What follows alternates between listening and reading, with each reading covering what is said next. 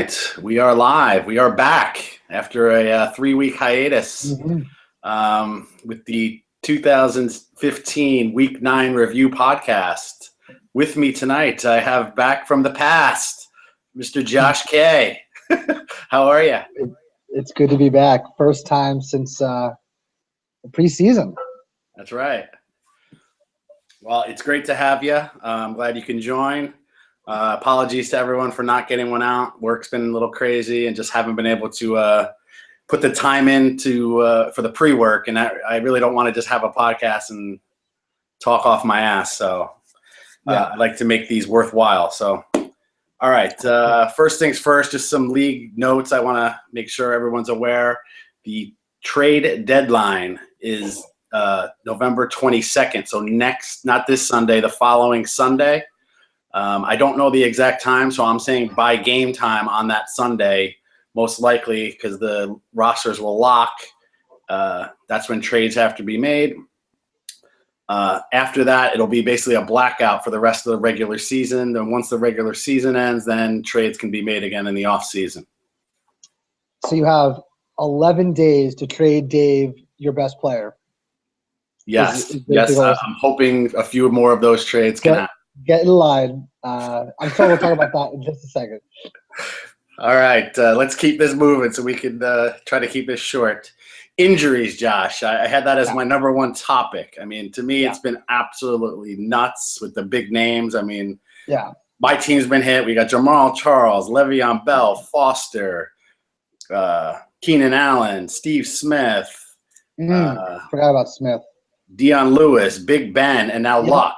I mean, these are big names, top picks, and they're all going down. Don't forget about my guy Jordy Nelson, even before the season started. Tony Romo and Des Bryant missed a ton of time. Good ones. I forgot about them. You're right. And I mean, I'm sure there's some that we're forgetting. It's kind of incredible, and I don't know.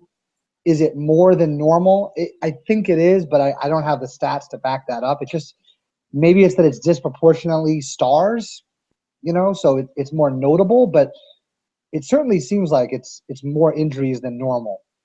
Yeah, I agree. I don't have a recollection if it's more than normal, but I do think it's more big names than normal. I mean, a lot of first-round picks if you were in a redraft league, and then just big names, quarterbacks, and just a lot of key players that are vital to fantasy teams going down and leaving a lot of teams struggling. No, it's pretty crazy, but I mean, in a weird way, I think it's a testament to the strength of some of the teams, and I want to first mention the Jugs because I think we can agree Le'Veon Bell is probably the number one player in fantasy. And so for the Jugs to lose Le'Veon Bell and have D'Angelo Williams right there, slot him in, and now D'Angelo Williams is probably a top 8 back, maybe a top 5 back for the rest of the season. The Jugs, who I thought their championships hopes were over, now they might be a legitimate team. And you go to yourself, having Charkandrick West behind Jamal Charles. It shows the importance of having that backup running back. And, it's an extra challenge to have injuries, but, certainly I think the deeper teams are able to survive, even to guys like Bell and Charles, who are 2 of the top 5 players in the league. I think you and the Jugs could meet in the finals without your arguably best player. So that's kind of interesting to me that you guys are able to continue to put up big points. Yeah, it's a great point. I mean, with the draft review, I kind of made fun of Schraub. I didn't know why he took D'Angelo with the second pick. I know. My reasoning was I think he was a good pick for him to get, but I don't know if it needed to do it at the second pick or second round of the draft. But it just, again, to your point, it's so valuable for him to have him. I mean, he put up the most points by anyone this week, and he's just helping the Jugs continue to win. Absolutely. And I was actually surprised when Matt Forte went down. I typed in Langford. I kind of thought he was owned, but I just double-checked. And I was 99% sure that you had him because you have Forte. So you would have somehow ended up with Langford, which would have made your team even better. But somehow the Lamica ended up with Langford, and he had a great week this week as well. So it's tough, and sometimes we don't know who the backup is. You know, you had Niall Davis for a while, and then Charkandrick West became the backup. You got him right away. So it just shows some of these, you know, some of the owners that are not competing for the title, you know, it can swing. You know, it's not set in stone. If you prepare the way that you and Schwab and Berto have prepared, the league can swing on one or two injuries. But I'm noticing the same teams end up with these backup players. Kudos to the Lamica for having Langford because they didn't even have Forte. So I'm not even sure why they had Langford, but it's a great, you know, Forte might leave after the season as a free agent, but you just have to know the league top to bottom. It's not just about having the stars. Yeah, I agree. I tried to pry the Langford earlier in the season from Lamica, and they smartly held on to him. All right. Proud of Joe for that. All right, let's move on. Next topic was trades. We've had 4 trades since the last podcast, 3 involving your team, the Sharks. You've been involved in 4 of the 5 trades that have happened this year. I'm not quite sure. Are you building for next year? Are you building for this year and next year? What is your mindset with all these trades? Yeah, I think it's a combination of both. I mean, I'm not going to mortgage the future. I am going for it this year. Unfortunately, in the last 2 weeks, you know, things didn't swing my way. Number one, you didn't beat Stiff Arm. I was kind of counting on that because you know, Stiff Arm now has a 2-game lead over myself. I have a matchup with Stiff Arm in the second to last week, so I was kind of counting on the fact if I was 1 game out and I could beat them, you know, I could win that division, and then anything can happen in the playoffs. So I sensed an opportunity with some of the injuries that we just mentioned. Not that your team is not very strong, but it's not as strong, I think, as it was. You know, when you had Charles and Forte kind of rolling and McCoy, you know, all those guys are banged up or out. Berto has really not had a good season. And we'll talk about his team later. So I just feel like the league is wide open, at least to make the finals. And there's a nice incentive to make the finals financially. You don't have to win this league to have a good season. So I thought there was an opening. So the first move I made was to get Carson Palmer because I could not move on with Matthew Stafford and Joe Flacco. So that for me, and by the way, JR made a great trade. We've been talking about JR for 2 years. Trade one of your quarterbacks. He did, and he got Nelson Aguilar, and I think that's a great asset. By the way, you know, I like Aguilar, and I think for JR, that's the perfect asset to get. You know, Carson Palmer's 36 years old. He has Phil Rivers. He has Jay Cutler. So that was trade number 1. Upgrade the QB. Trade number 2 was, okay, now I have Palmer. Let me get rid of Stafford and get a pick. I got huge assholes. That's the team name. I got Marjorie walked by. I'm like, what? I got their second round pick. Now, again, at the time, huge asshole was like, had 2 wins. Now they've actually come on. They might make the playoffs, so that second round pick might not be so good. But that was my logic. And then the big trade was with Pat. And basically what I said there was, you know, I've got Palmer. I've got a great wide receiver core. My running backs are the worst in the league. I mean, once Foster went down, I've got Alfred Blue, Roddy Hillman. You know, I don't know. He's up and down. You can't win with those 2 guys.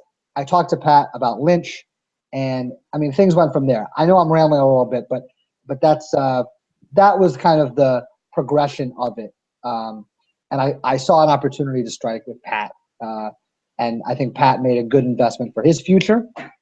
I just have to see if it pays off. You know, so yeah, I want to go back because I thought there was a little. I like the shrewd move you also made in that first deal, the Stafford deal, getting Josh Gordon thrown in. I know he's not playing. He's not even.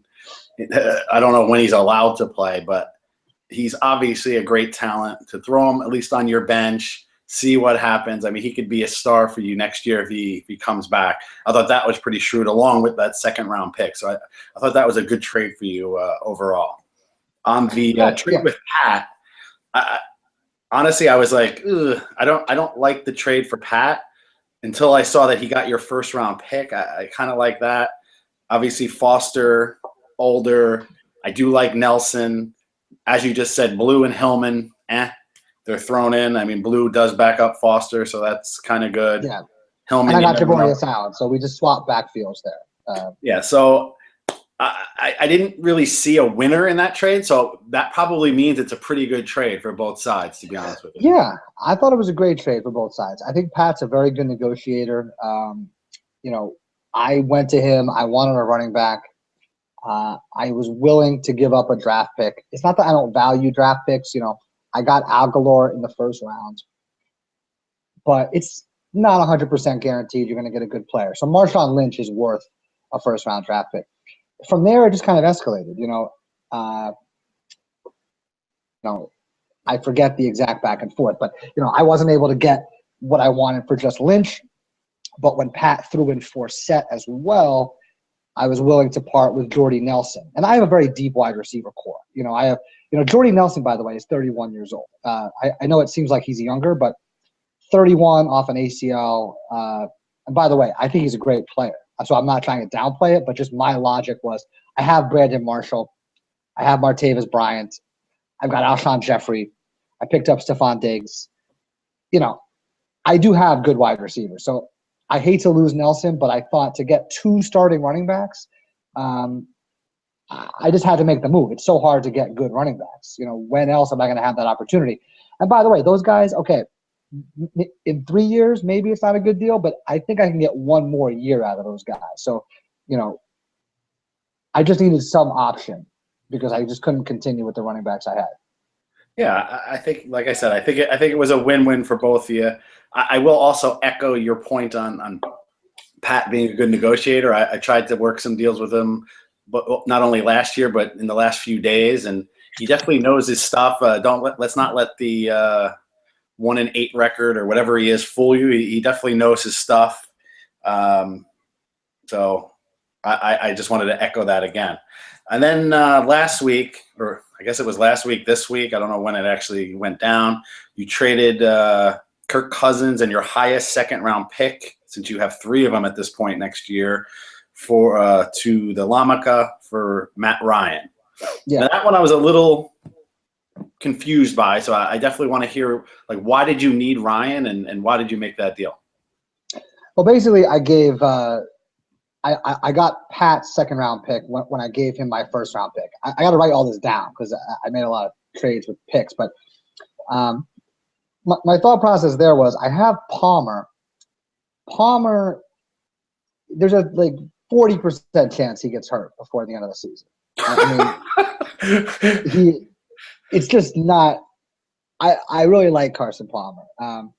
He's also 36, and it is a dynasty league. So I think – we could wrap this up and move on, but the whole theme of it is your original question: am I playing for this year or next year?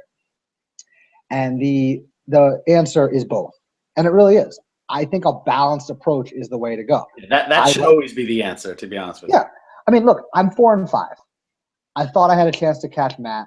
I could catch Matt. I've got to beat a couple of really good teams in the next 2 weeks, including your own, in order to get back above 500. But if I don't get there, that's okay. The problem is Carson Palmer is 36. Now, Matt Ryan is, I think, kind of a buy low right now. I mean, especially their last game against the Niners, just awful. That team right now is struggling. But he's got Julio Jones, and he has Devontae Freeman out of the backfield, and he's younger than Palmer.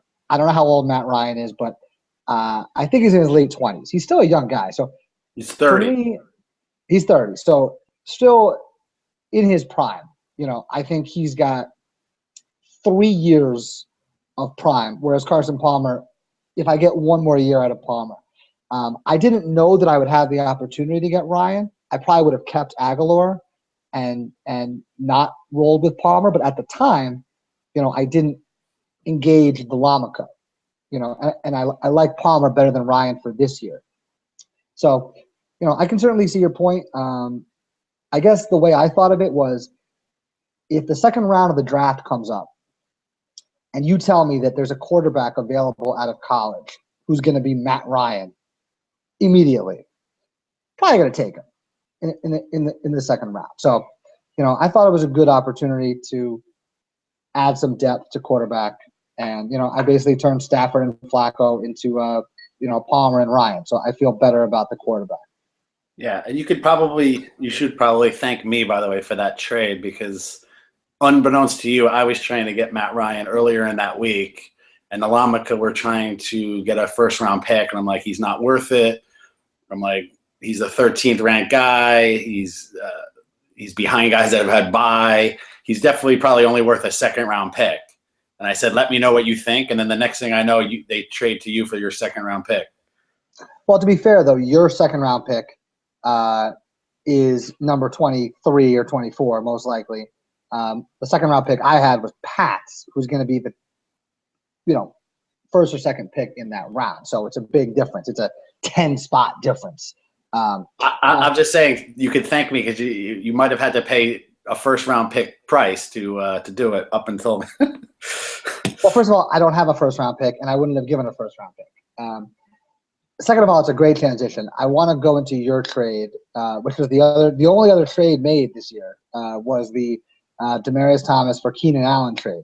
Now, this is a very interesting trade. It stirred up a lot of controversy on the boards, and I understand why. I mean, I think people are just frustrated by the fact that you have the best team, and this made your team stronger. I will defend the trade. I believe that Mr. Miner believes that Keenan Allen is a better player going forward. Keenan Allen is only 23. Demaryius Thomas is 27. So I think people need to remember that. Keenan Allen is actually the younger guy. So if you're playing for next year, Keenan Allen is probably the better asset. And Keenan Allen was better than Thomas before he got hurt. So I like the trade for both sides. The one part of the deal that I think is just unconscionable is he's got to get your first-round pick. I mean, he has all the leverage. That trade is available to him in the offseason. He doesn't have to make that trade. You need that trade because you want a healthy guy. Moran's got to negotiate for your first-round pick. And even your first-round pick is not a great pick, 11 or 12. You're getting – I think Jay Ayati was the 12th pick this year. But let's not – everybody keeps saying – I am not guaranteed to win anything this year. Dave, I can get more injuries. I only have a one-game lead to even win the division, never mind have a bye. Like, everyone keeps saying I'm a lock to win it. I'm going to have the 11th to 12th. Nobody knows that. Okay, but you're a lock to have the number one seed. I'll tell you that. I mean, you're in the driver's seat, and he's making your team stronger. Statistically speaking, if you are trading with a team and making them stronger, acquiring their draft pick is not favorable to you. So for him, and by the way, I defended the trade. I defended the trade. And one other point you didn't make is that Demaryius Thomas has a iffy at best Peyton Manning as quarterback this year, and who knows who his quarterback will be next year. So I think that Moran is right to think that Keenan Allen is probably the better player going forward. Phil Rivers is better than Peyton Manning, and he's better than whoever is going to replace Peyton Manning, and Phil Rivers probably has 3 years left. So I like Keenan Allen. Now, it doesn't make me confident that Keenan Allen had the injury that he had. I mean, what did he lacerate his kidney? I mean, that's not exactly pleasant sounding. So there is risk. I think there's two taxes that you have to pay. Number one is this production this season. By the way, Moran is 4-5. Now, you have every right to fold up the tent anytime that you want, but the guy is one game out of the playoffs. And I know Andrew Luck is out, but he has Derek Carr, and he could have elected to continue this season. So, that's another trade that everybody panned Moran on last year, and like I said, that's looking pretty good right now. No, I totally agree, and I think anybody everyone thinks they know what a good trade is, and to be honest with you, they don't. So, well, here's my point. I think you're right. When it comes to one-on-one trades, if you want to debate Carr versus Kaepernick at the time or Allen versus Thomas, certainly nobody knows at the time. I think the part though that people didn't like, and I think if I'm Moran, is the second round pick just doesn't mean anything. And if I'm Moran, when I go into next year, okay, I have Keenan Allen instead of Demaryius Thomas, but that's not really. It's a lateral move. It's a lateral move. Okay, maybe Keenan Allen is better, but you don't know that. Okay, that's a coin flip. And so if you're going to trade a talent like Thomas, why make a lateral move? And I think that was the same point with Kaepernick we made, by the way. Yes, Derek Carr has worked out, but at the time of the trade, Kaepernick had a lot of value. So our point was, you have Andrew Luck. Go out and get a first-round pick and a young wide receiver. And I think that was some of the thought. I just think he's got to tell you, if he asks you for your first-round pick and he holds out for one more week, and this week goes by, and you lose this week, and you're not happy with your wide receivers, and do you eventually offer that first pick? It's not that big of a toll to pay for Demaryius Thomas. It's a pretty nice piece for this year. I mean, it increases your championship odds by a fair margin. So that's all I'm saying. I think it's a great trade for you. It's fine for him for next year. He's not worse next year. He's got to hold out for the first round pick. The second round pick just does not have value. It's too low. This is. Well, he could have a D'Angelo Williams, but okay. Let's move on. Let me say one more thing. One more thing. In defense of yourself is people that don't like the deal. First of all, 2 weeks ago, you had Keenan Allen, okay, who is better than Demaryius Thomas this year. So anybody that is saying that the season is over, that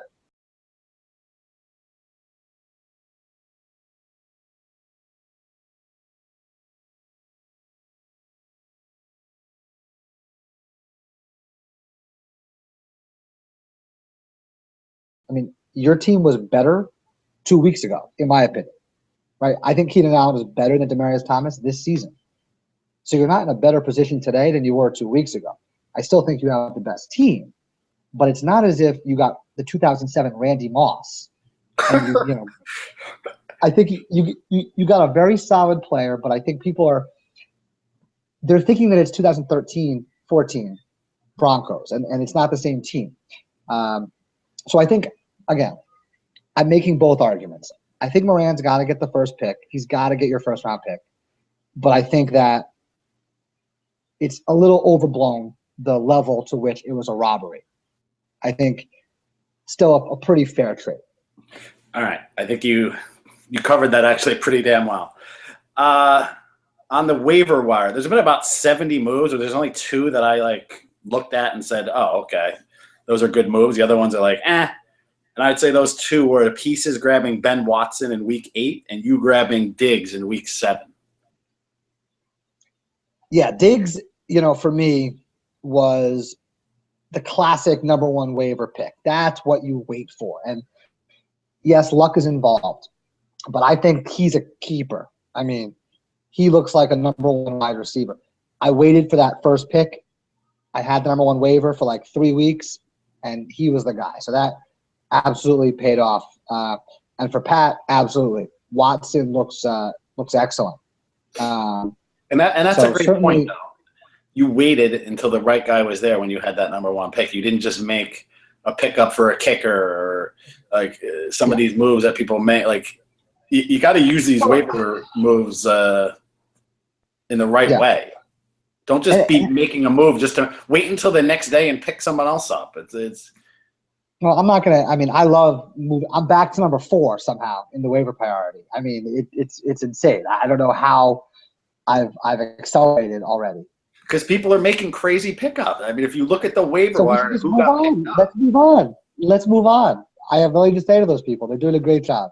Keep it up. All right. Fair enough. Do you look at that power rank email that comes out? I do. I think CBS does a very good job. I mean, for generic robot, dribble, it's actually better than half the shit ESPN produces. So I'm pretty impressed. Actually, yeah, I'm pretty impressed with how it does on the game summaries and on this thing.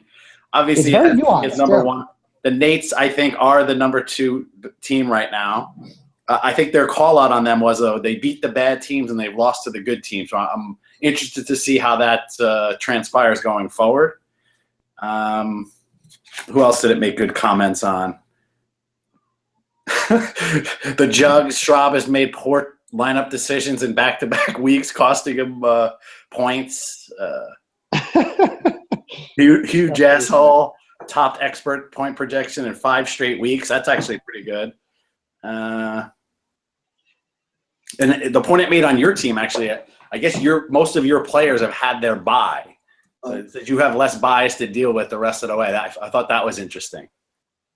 Yeah, week 9. I mean, I acquired Forsett and Lynch, and they both had a bye immediately. Plus, I had Palmer on bye. I mean, it was just awful. So, Jasshole, kicked my ass this week. I had no players. All right. Oh, go ahead. No, go ahead. One thing I want to you made a good point in your playoff preview that you had sent out about the unbalanced schedule, and I want to make a few points, and I want to hear your opinion. Obviously, the reason that happens is because we have a 13 games regular season. Yeah. And the main reason for that is we don't want the Pork Rind Classic to be in week 17. Exactly. Our idea was with the schedule, we want to play everybody in the league. I mean, I think that's the best way. But when you add, that's 8 games right there if you play the 2 other divisions. Yeah. And then you have 6 teams in your division, or 5 games left for your division, but there's 3 teams, so you can't play every team twice. It's basically picking the lesser of 2 evils. You either don't play a team, or you have to only play 5 divisional games. There's no other way around it. And I just want to point out, I'm glad you brought that up, that not playing a team, though. Like, say, and I'll just use me since I'm in first place, say you're the team that doesn't have to play me that year. You have a distinct advantage probably over everyone else. So it could go, like, the advantages can go either way, I mean, it's never going to be exact because, first of all, like, the Marist division is the weakest division. There's no question. So the fact that I get to play Pat, no offense, Pat, but I'm playing Pat, twice, whereas, Satan, who's competing with me for a wild card spot, has to play Berto twice.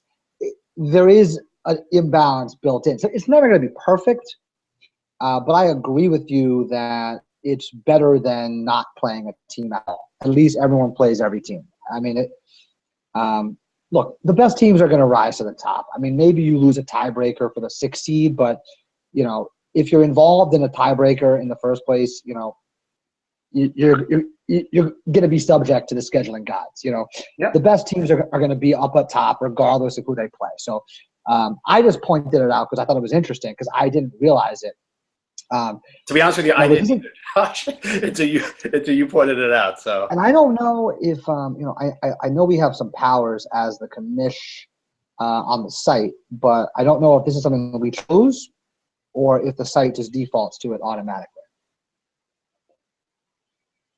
No, forget how you get some choice, but it doesn't. You can't decide which inside the division team you're going to play twice and which one you're not. Like that, the site it's just some algorithm or something. I don't know how it determines that, but no, totally. But just the idea of 6 division games versus 5. The only way to do it, though, it would be to have it go to week 14, and then we would have our championship. No, but last year there were 6 division games. That is a change for this year, and I didn't change anything. I didn't either. The site probably changed it. It's probably they got complaints, but I remember last year, and if we go back to last year's podcast, I think we talked about it. Actually, I think you're right. You're right. Somebody didn't play you. It might have been me. I don't know, but we had a conversation about that. But I don't think we changed anything. I think it's probably the default for CBS that just changed the schedule. Yeah, I'm not quite sure. But either way, I think the way it's set up is the best way that it can be. Definitely. Now, one thing I want to track for next year, and because the way it should work is that, like the NFL, you have a first place schedule and a last place schedule. So let's say in your division, the order of finish is you, Schwab, Jassel, and Lamicos, right? Yep.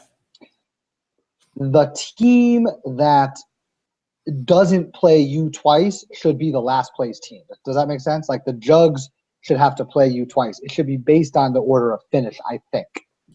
Yeah, I just don't know how we're going to make that work, because it's going to be a lot of manual touching of the schedule, and I don't like to do that, because then it starts to get into, if I move a team around, I'm missing maybe bye weeks and like. Well, I think we should take a look at it, and I hope that CBS has the sophistication to make it that way. They have a dynasty league that we're paying for. They should make it that it's sorted that way. Yeah, I'm not sure they're that sophisticated. I mean, that would be awesome if that's the case. I mean, we could always manipulate the schedule. We can do it literally on a podcast so everyone has full clarity to what we're doing. So we can adjust the schedule. I believe we can adjust the schedule. I mean, I've never done it, but I'm pretty sure we can change the schedule. I don't know if we can. It's going to get complicated. All I'm saying is I think that the last place teams. I agree with you. Lamica, in the scenario you just said, I should have to face the Jugs and Jassel twice, and not Lamica. Exactly, and it's not. It's the way the NFL does it, and it just, No, it makes sense. It makes sense. We can make that happen. We just have to remember it next year. Right. No problem. All right, so let's go into your playoff preview. I think you did a great job there.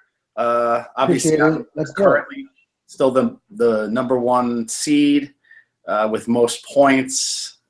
And then we got the Nates with number 2. I mean, go ahead. No, I mean, I think the Nates are an incredible team. It's remarkable to me. First of all, Cam Newton is back to Cam Newton, rookie year, second year version. Where do you rank him? It's funny because we played this game last year, and I think the order cages so much. Where do you rank Cam Newton in a dynasty league?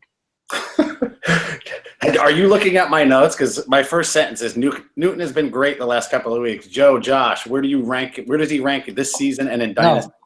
No, I don't have your notes. I don't. We did it last year. So last year, yeah. Because if remember, we had the conversation back in the middle of last year, how Luck was so far ahead in dynasty. Like, I know. And look what happened. Ranks right now, but I mean, Aaron Rodgers, I still say is probably up there at number 1. Why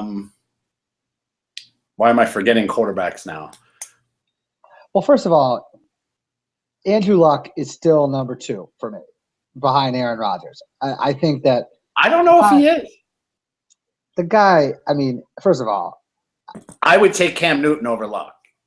That's crazy. I think that we first of all, let's replay this in 1 year, because what we're doing is reacting to the current news. I mean, this time last year, we were, foaming at the mouth. That's what you do in fantasy. Okay, but I guess what I'm saying is things have a long-term kind of view. And I think right now Andrew Luck's stock is very, very low, but he's playing hurt. I mean, the guy had fractured ribs, which I don't know if that caused his injury but I mean, he's been hurt. This is not the real Andrew Luck. I'm almost going to throw away this year's body of work. Plus, the Colts suck. I mean, and if they continue to suck, that will hurt him. But I believe that franchise will get back on track. I still think Luck over Newton, but Newton's right behind him. I mean, he's closing ground. But let's not forget, Newton played a half season here. I mean, we were panning the Nates a year ago for the trade for Newton. Not panning them, but we were pitying them that Newton wasn't turning out to be the stud that he is. But why can't Newton? I mean, they're the same age, and Cam has done it more than Newton than Luck has. Like, to me, I don't think it's even that crazy of an argument to say that Newton is better. The running, Luck doesn't run at all anymore. Well, okay, so let's talk about, is the running sustainable? So Newton is on pace, I read, to set the record for most rushing attempts. I mean, every time somebody is setting a record for most rushing attempts, whether it be Robert Griffin or an actual running back like DeMarco Murray, I mean, isn't that just a bad sign? Do you really want your quarterback setting the record for rushing attempts? I mean, that sounds like Michael Vick. That's the recipe for a one-year career season followed by the stories that come out next year. And I don't want to sound overly negative because I love Cam, but I'm just comparing him to Andrew Luck. He's putting up great stats, Cam Newton, but how sustainable is the running? I mean, I don't know. He's been doing it for a few years. I mean, so do you think the reason he stepped up this year is he more accurate? Not from the games I watched. But you got to give it to him. He's got no weapons. I mean, his best receiver is out for the season, and he's still putting up sick numbers. Yeah, I'm talking myself into kind of walking off the ledge here from anointing Cam Newton. I'm wondering, is Russell Wilson just as good as Cam Newton? No, for Dynasty. Russell Wilson stinks. He's like the 23rd ranked quarterback this year in points per game. But their offensive line is terrible. I mean, but is that going to change? Why is that going to change? It did last year. At this time last year, what was Cam Newton? What did we say about Cam Jimmy Newton? Grant? He had his security blanket, or he had. I mean, he had other weapons. All I'm saying is, year to year, things change. I mean, Russell Wilson, we got to replay some of these podcasts. Either we're like the worst pundits ever, or it's impossible to predict. Because we were talking about Russell Wilson like, wow, this guy's a top 5 dynasty quarterback.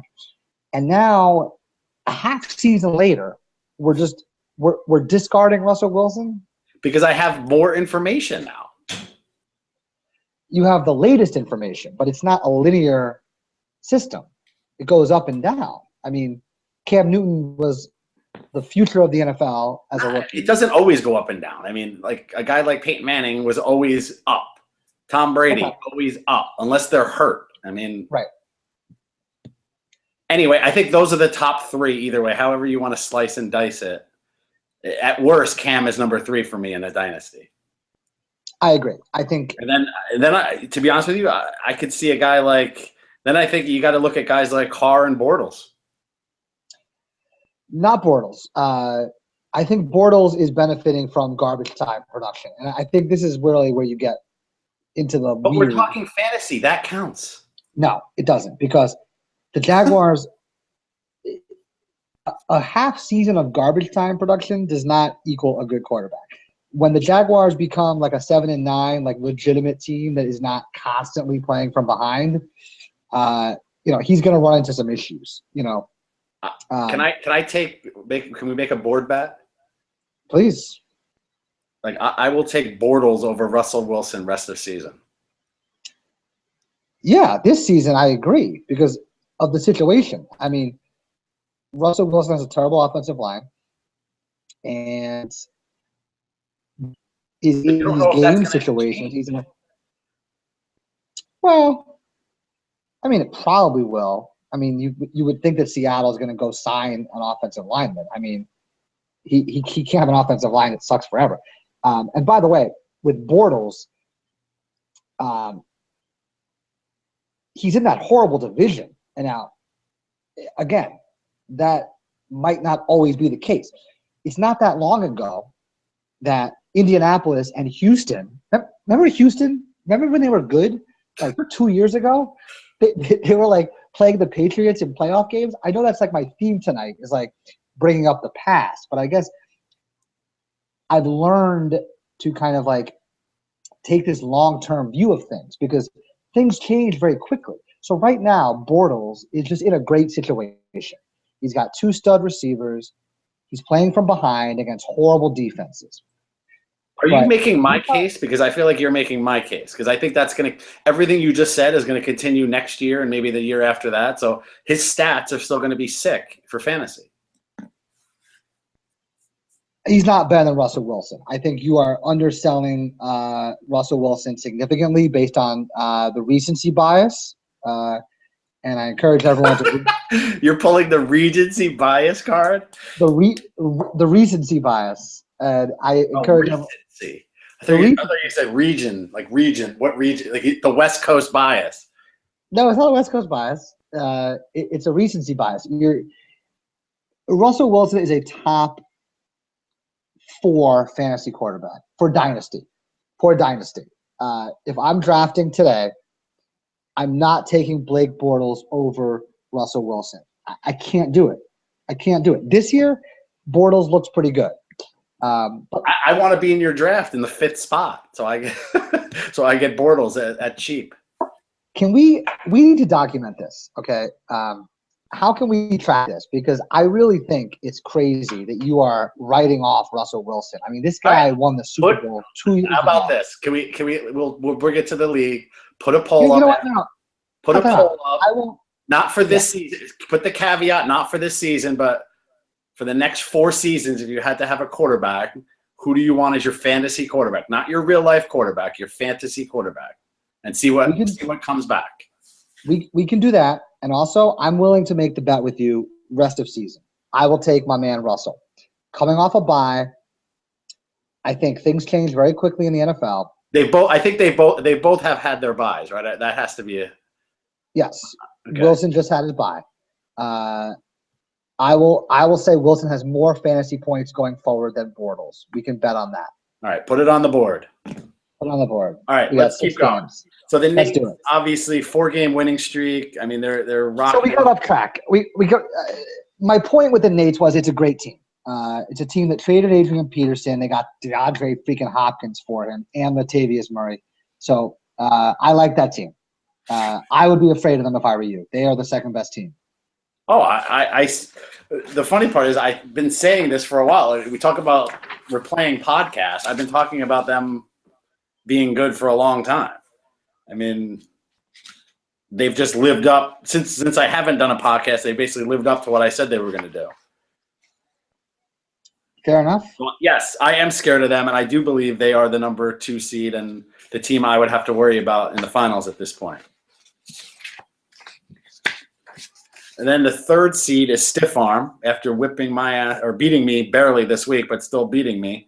They're the number 3.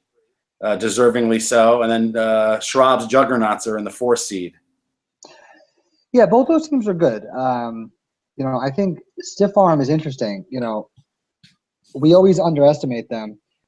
And now Peyton Manning is not a factor, but he's got Tyrod Taylor. So it's going to be fascinating to see if Taylor can kind of carry him. But DeMarco Murray looks great. And he's got Chris Ivory. So that's a pretty good 1-2 punch. I don't know. Stiff Arm looks pretty good. I still don't think they have enough to win it all, though. It's just not enough firepower. The Jugs, though, speaking of Russell Wilson, if Russell Wilson does return to form, the Jugs are pretty awesome. I mean, it's pretty crazy. Without Le'Veon Bell, they've still got Mark Ingram, D'Angelo Williams, and Doug Martin. I mean, that's pretty good. I would definitely like those 3 guys on my team. So the Jugs are a lock, in my opinion, to make the playoffs. And then the number 5 seed is the Stash at 5-4. I was going to get into it. I was going to get into it in the game analysis, but since we kind of brought it up, like we're talking about fantasy, and I think the Stash are a perfect example of how quickly things can change in fantasy. It really is. And I'm talking from weeks ago, from the beginning of the season. I mean, at the start of the season, we're talking about their depth. They got guys like Lacey, Alfred Morris, C.J. Anderson, Gio as keys are going to lead Birdo to a championship. No, those guys have stunk. To be honest with you, I don't even know if those guys are starters. They're not, and that's the most startling part. I mean, this has been the most bizarre turn that you couldn't have seen coming. I mean, So CJ Oh, Anderson absolutely couldn't have seen it. You could have made 100 bets with me. I never would have said that was going to happen. I mean, CJ Anderson was incredible. I mean, so let's go back to this kind of like recency bias. If you had asked me in week 16 of last year, where does CJ Anderson rank for Dynasty? It's a top 5 back. I mean, no question. Like, the guy was a stud. This year, he's barely beating out Ronnie Hillman. Gio Bernard has actually looked pretty good. He's getting more touches. Eddie Lacy has been demoted. Eddie Lacy's not the starter. Yeah, James Starks has been named the starter. and now he's not the starter. That I did not see coming. Alfred Morris, I kind of thought was a risk, but it is pretty surprising how quickly all those guys went to non-factors. Plus, he had an injury to Des Bryant. And Aaron Rodgers, that offense hasn't been as good as it was. So it's just been a collection of kind of weird happenings for him. He did use his great managing skills, and he somehow had Freeman on his roster, who is I was about to say he does have Devontae Freeman and Julio Jones. So the Falcons are on bye this week, but having those two guys is pretty explosive, and it should be noted he's only an injury or two away from having some of these running backs back into the forefront. So I think Stash is at risk of missing the playoffs, but at the same time, if he makes the playoffs, still has a ton of talent. Yeah, absolutely. And the final playoff team you mentioned, league with Satan. I mean, I mentioned in the write up that I think Satan is better this year than last year. Which is funny. Do you agree with that? Because last year I think he went 11-3 or something, but I think he's better this year, and he's 5-4. Yeah, I mean, last year I think we used the phrase "smoke and mirrors" like 50 times in our podcast, but I think you're right. I think he is solid. I mean, he's had some injuries to deal with. My biggest thing with him always comes back to the running backs.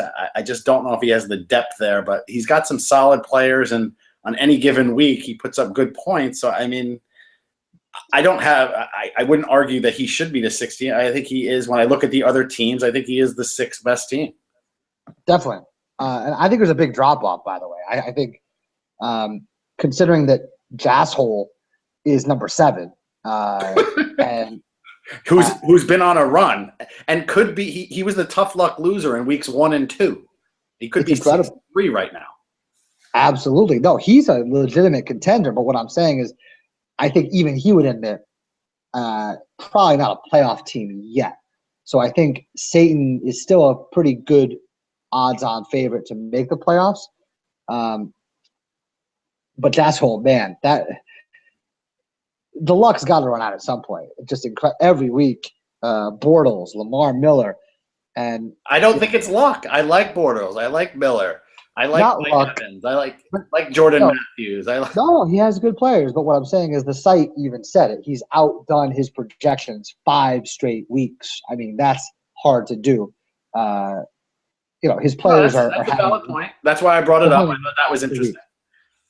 I mean, Lamar Miller has had 2 monster games in the last month. I mean, he's not, going to have 30 points a week. But he's got it. Changed when their coach changed and their philosophy changed. They're finally giving him the ball, so I think he can keep it up. Maybe not every week, but he could go back to what we thought he was going to be at the beginning of the season. No, I think you're right.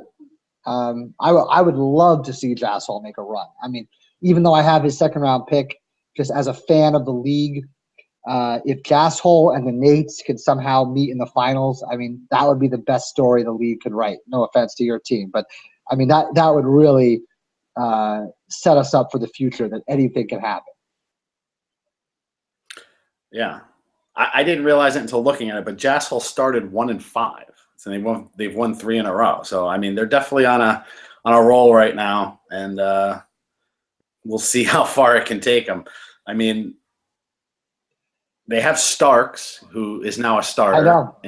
I know. In addition to their team.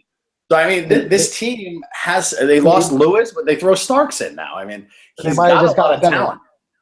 They might have just gotten better. Well, why don't we get to the picks then to see how we're projecting them? They're actually playing Satan this week, but I'll let you run through them.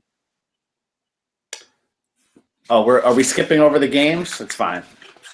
I think we're a little short on time. I think we got to go to the picks, but let me just see if I had any other points that I wanted to bring up.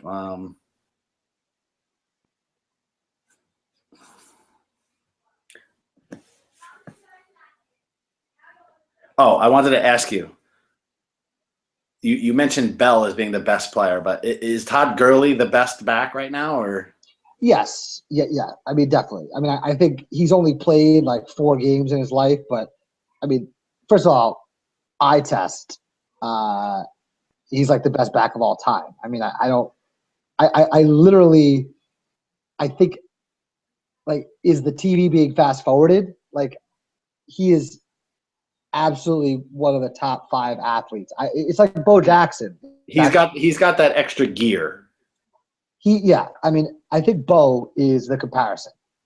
What Gurley is doing reminds me of the highlights of Bo Jackson, and I mean, he makes Adrian Peterson, who is probably the second best pure runner, look like, you know, an A-. You know, and that's not a diss on Adrian Peterson. It's just the acceleration and power of Gurley. It's very exciting. It's very nice to see another talent in the NFL because they don't come along very often. This is a once-in-a-decade talent. Love watching him play. The other point on the Nates I wanted to make is they got Eifert. I had to drop him because I made the decision to drop him, and I'm wishing I didn't. That's another thing. And if Jeremy Hill ever gets going, I mean, you're right. This team is dangerous, to say the least. They are dangerous. Yeah, Jeremy Hill, I thought was going to be a much better producer this year. He's actually been a disappointment. Yeah, I'm saying if he somehow gets it going in the second half here, I mean, this team is going to be nasty. I'm hoping they get the second seed, so I don't have to face them until the finals. That's for sure. The other point on Satan, I'm just trying to catch all my points here. Yeah. With Roethlisberger out, I definitely think that hurts him, and he's such a big cog in Satan's team. So I'm hoping, well, I'm sure Rick's hoping, I should say, that he's still able, that, what is his name, Landry Jones can get him the ball because he's just tremendous talent. So hopefully that doesn't hurt Satan too much, but. Yeah, Brown's too good. He's not going to be affected by Jones. And, I mean, the fact that Satan has Drew Brees over Big Ben anyway, you know, I think Satan's good. All right, another question for you. I'm sorry, but Jimmy Graham, dude, what you got to tell me your thoughts on him? Cause really, at the 52-minute mark, you give me a Jimmy Graham question? I have to. I actually am bullish on Jimmy Graham.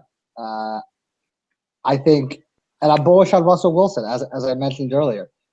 I think the Seahawks are suffering from a little bit of Super Bowl collapse fatigue, and they had a bad first half, but and they have a bad offensive line. They might not end up the season well, but if they retool and Jimmy Graham gets a year or two with Russell Wilson, I still think he's going to be a top 3 tight end for Dynasty. All right. I mean, who's ahead of him? And I'll give you Gronk and Eifert. Maybe Kelsey, but I mean, there's not that many guys that you would take over Jimmy Graham. It's not like I'm paying his salary. You know, a tight end's a tight end now. No, I think once you get past those 3, if I'm doing a draft right now, I might take a Gates or I might take someone else because Graham's just not getting the ball. But in a dynasty, I got to stay with Graham. Yeah, exactly. I mean, Gates is on his last legs. But I think what I'm trying to say is Graham suffers from expectation bias. I'm throwing out these bias terms. But they're not getting him the ball. They're not making plays to get him the ball. What team does get their tight end the ball? There's like 3 tight ends in the fucking league that are consistent. But those teams have plays. Why can't Carroll make play? Hopefully the bot. You said that. No, I agree. They need to improve. Graham has not been a good player. What I'm saying is going forward, you have to assume But what I'm saying is, if you're looking at the top 12 tight ends, most tight ends, Charles Clay, Eric Ebron, I mean, these are top 10 tight ends. They don't get played. So what I'm saying is Graham is still in the elite class. He's just not the player that he was 2 years ago. He's not on Gronk's level, and he was on Gronk's level 2 years ago. So that part you have to give up on. But I still think he can be on the Eifert Kelsey level, where he's a threat for 2 touchdowns every week and averages, double-digit points. All right, let's get into the picks. Year to date, I'm 500, 15 and 15, not good. No. I love that you kept track, though. That's pretty awesome. Yeah, I went through all my notes and went back, but 15 and 15 is just brutal. You know what we should do next year is pick against the spread. The site gives us a projection, so we should pick against the spread. I'm just throwing it out there. It's a great idea. And I did bring up the point to you, but just to say it in front of everyone, I think the site has done a much better job with more realistic projections this year. Oh, yeah. They brought them down, so it's not like they're 25 points a week for Vince Jackson. They used to I don't know what they did, but whatever they did, it's a lot better and it's a lot more realistic. Yeah. All right, so first game, let's do the Pieces versus the Jugs. I have the Jugs easily in this. So I have the Pieces, believe it or not. Wow. So I agree. I think, you probably just picked the Jugs without even looking at the matchup, which I understand. And I did. No, I looked at the matchup. So our favorite son, Russell Wilson, is involved in this matchup. He's playing the Cardinals, okay? Whereas Pat has Andy Dalton against the Texans. So obviously there's more positions than quarterback, but I'm starting off with Pat with an edge. I'm looking at Pat's roster. He's actually got talent. Is it a long shot pick? Yes, but I think crazy things have happened. I think D'Angelo Williams, off of a huge game, is due to come back to earth. It might be a long shot, but I think the Pieces eke one out and pull the shocker of the season. Okay, I like that. I mean, I would love that as for the Jugs to lose for sure. Mr. Minor against Stiff Arm. I have Stiff Arm. Yeah, I have Stiff Arm also. I think his team is very solid. I think Mr. Minor giving up Demaryius Thomas. I mean, you can't expect to win the week after that happens. And we talked about Stiff Arm. Taylor, Murray, Ivory. I think they're peaking right now. All right, next game, Jasshole versus Satan. I'm going with the upset with Jasshole. Me as well. Keep the trend going. Me as well. I like Jasshole. Yep. I wasn't expecting that. Yep. I mean, I think I'm not sure. I'm freaking trouble though if you're because then they're tied, those two teams for that 6th spot. Yeah. I might have to backtrack a little bit on. I think Jasshole and Satan might be closer than I gave it credit for just 10 minutes ago. The more I'm looking at their rosters, no, I mean, I have to admit when I'm wrong. I mean, I'm looking at their rosters, especially with Starks. Starks tipped it for me. He's playing Detroit this week. I think Starks is going to get like 20 points. So I think Jasshole is neck and neck. And Bortles, by the way, is playing Baltimore, and we all know Baltimore this year has been probably the worst team against the pass. So I love Jasshole this week. I don't know for the rest of the season if the matchups are going to be that good, but I think Satan's a little bit better. But this week I like the matchup, but it's not as wide a gap as I originally thought. And you're right; they'll be tied if Jasshole can win. All right, next game is the Nates versus your Sharks. Sorry to tell you, I have the Nates. No apology needed. I have the Nates as well. Obviously, I hope that does not happen.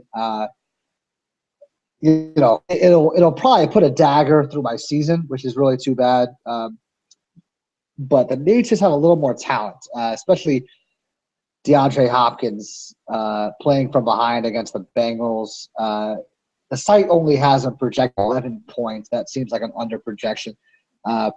Anything can happen, but I think the Nates have a better team than me.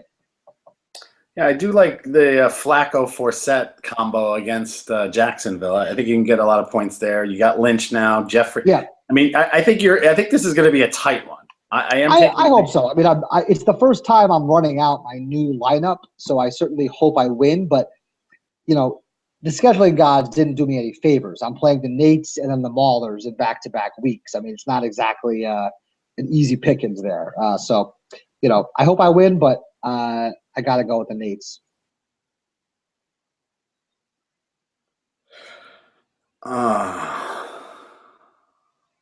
You're right there? I am noticing that you have Jimmy Graham on your bench. I do. After all that talk, oh Jesus! Okay, no. Can I justify it first of all? You don't have to justify. I think Delaney Walker is better than Jimmy Graham this week. So look at the matchup. I don't think you need to justify it. I think the Seahawks stink right now. I'm not denying that. We were talking about dynasty. He's playing Arizona. Arizona has a very good defense, and Delaney Walker is playing Carolina, who has an okay defense, but not very good against tight end. So, all right, next game, JR Rules against funny. JR Rules against the Lamaka. I'm taking the Lamaka. By the way, this game is the classic race to 75. Two lowest scoring teams in the league. Like whoever gets to 75 is winning this matchup. Yeah, I'm taking Lamaka as well. Wow, a lot of similar picks here. Well, I tried to be different with the pieces, but I guess everything else has been the same. And then the last matchup is my Maulers against the Stash. The Stash have alternated wins and losses all season. They won last week, so I'm going to say that trend continues and they're going to lose. I agree. I picked the Maulers. I want to have this be a competitive game, a rematch of was it a rematch of the finals? No, you didn't make the finals. No. What happened last year? Did I beat you or? No, Stash beat you. You guys played in the semifinals. Yeah, we had to play in the semifinals. And I snuck in against some other team. But I mean, obviously getting Atlanta on a bye is Berto on his worst week probably. No, and I think Eddie Lacy is like out now. So just too many guys are out. But anything can happen, but smart money would be on the Maulers. But again, this is going to put the Stash in some trouble as well. Well, this is why, and I have to say, just to talk about myself for a second here, it's a huge week. If I can beat the Nates, right, this is my path. I will be 5-5, and there's a possibility that Jasshole, Satan, and the Stash will all be 5-5. I mean, there could be a big cluster at 5-5. So, this is a huge week for everyone. And, I could find myself 2 games out of the playoffs, or I could find myself tied for the playoffs. So, yeah, you're right. There could be 4 5-5 teams if the way we kind of just projected it to go. If it goes that way, you guys could all be tied at 5-5. And then it would come down to points. Berto has a slight lead over everyone right now. Yeah. But if he has a bad week this week, which could happen with the guys he has to start, I mean, this could get interesting. And by the way, I just have to say, I know we said that the Lamaka JR Rules matchup is a battle to 75. But JR Rules is also 4-5. So they're playing the 2-7 Lamaka. If they can somehow squeeze this out, they could be 5-5. Actually, you're right. They could be 5. They could have 5 teams at 5-5. My God. And JR Rules may not have as many points, but some of these teams play each other. Satan and Stash. It's not inconceivable that JR Rules could somehow steal the 6th spot, having like the 9th most points. It's an interesting story to follow if they can get the win this week. This is going to get interesting going in there. I'm hoping all of our projections come true so that I want it to be as crazy as possible getting into playoffs. Totally agreed. I think that was one thing I said in the playoff kind of update was this league is as balanced as it's been. It's pretty wide open. Really, 10 teams have a shot to make the playoffs. All right. I think we kept this nice and tidy at like an hour and like 4 minutes. Well, it's easy when you don't do any game recaps. But I think we hit on the main point. I mean, no one cares about game recaps. We haven't had a podcast for a month. I think this podcast is more of a general, big picture conversation. Yeah, I think it was great. I definitely appreciate you coming in and joining us. Hopefully I could snag you for one more before the end of the season. No, I think I should be good. I don't want to say weekly, but every other week I'm in, and for the playoffs I will be here every week. All right. I actually don't remember who's on the board. Oh, actually, I think JR is on the board for co-hosting next week. Nice. Maybe I'll try to join you guys. What night you gonna do it? He didn't. That was the one thing he just said next week, and then he said when we get close, we're going to have to figure out what day. So he didn't give me a day, but it would be cool. I'd like to have more people to get more opinions, so that's fine if you're able to do it. Definitely. No, I think especially I think the camaraderie with me knowing JR makes it, not that you can't run a podcast with him, but I think it makes it easier when you have multiple personalities to play off each other. No, absolutely. But you've done a great job. So, kudos to you for keeping the podcast going, even though you had a brief hiatus. I think